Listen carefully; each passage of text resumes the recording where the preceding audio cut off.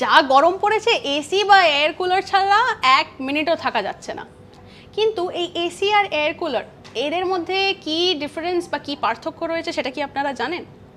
এসিতে কি হচ্ছে যে আমরা যখন এসি ব্যবহার করছি, যে একটি ঘরের মধ্যে ঘরের যে বাতাসটির মধ্যে যে বাতাসটি রয়েছে সেটাকেই বারবার এসির দ্বারা সার্কুলেট করা হচ্ছে, যেটা করে ঠান্ডা করা হচ্ছে এই টেম্পারেচারটাই, হাওয়ার বা এই বাতাসের টেম্পারেচারটি ঠান্ডা করা হচ্ছে এবং পুরোপুরি ঘরের টেম্পারেচারটা যে কারণে ঠান্ডা হচ্ছে।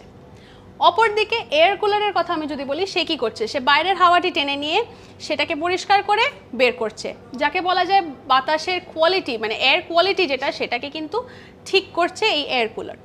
আর এসির ক্ষেত্রে আমরা কি দেখছি, যে ঘরে ব্যবহার করা হচ্ছে সেটা কিন্তু মূলত দরজা জানলা আমরা বন্ধ করে রাখছি, মানে ইনডোর কোনো জায়গায় এই এসি ব্যবহার করা হচ্ছে।